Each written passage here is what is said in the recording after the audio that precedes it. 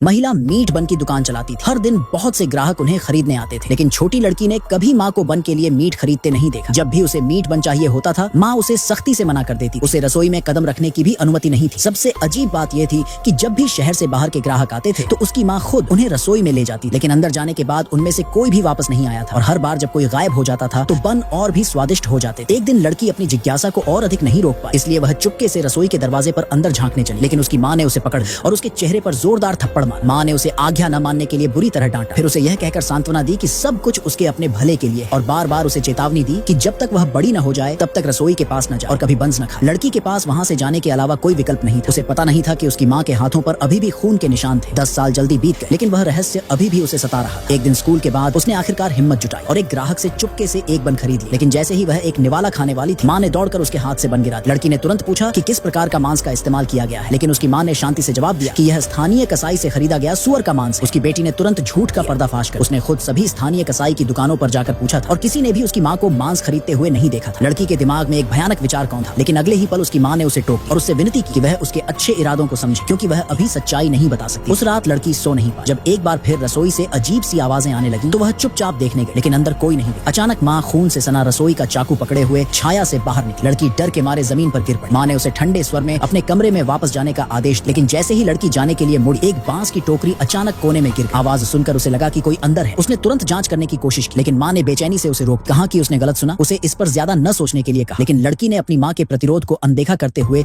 एक आदमी की आवाज साफ सुनी। उसने फिर से अंदर देखने की कोशिश की, लेकिन एक बार फिर उसे रोक दिया। अपनी बेटी के लगातार सवालों का सामना करते हुए माँ ने आखिरकार वादा किया। एक बार जब वह अपने प्रेमी को घर ले आई तो वह सब कुछ बता दे। 3 महीने बाद लड़की वास्तव में अपने प्रेमी को घर ले आई। अंदर प्रवेश करने पर प्रेमी यह देखकर दंग रह गया कि उसकी प्रेमिका की माँ उसकी प्रेमिका से भी ज्यादा सुंदर लग रही, लेकिन महिला ने ध्यान न देने का नाटक और व्यक्तिगत रूप से अपने विशेष मांस बंस को पकाया। लड़की ने फिर अपनी माँ से पूछा कि वह इन्हें क्यों नहीं खा सकती, लेकिन बाहरी लोग खा सकते हैं। माँ ने अर्थपूर्ण ढंग से उत्तर दिया, केवल जो बंस खाते हैं वे ही वास्तव में परिवार बन सकते हैं। सच्चाई को एक बार में ही जानने के लिए दृढ़ संकल्पित लड़की ने खुद को तैयार कर, लेकिन अचानक माँ ने उसे टोस्ट के लिए आमंत्रित किया। किसी भी खतरे से अनजान लड़की ने सारा पी लिया और तुरंत बेहोश हो। उसके प्रेमी ने जल्दी से उसे आराम करने के लिए ऊपर ले जाने की कोशिश की, लेकिन माँ ने उसे धीरे से रोक और मुस्कुराकर उसे रसोई में आमंत्रित किया। लेकिन उनके जाने के तुरंत बाद लड़की धीरे धीरे अपनी आंखें खोली, ये देखकर कि उसकी माँ और उसका प्रेमी गायब हो गए। इसलिए उसने तुरंत खोज शुरू कर। अचानक रसोई से संदिग्ध आवाजें आने लगी, जिसने तुरंत उसका ध्यान खींचा।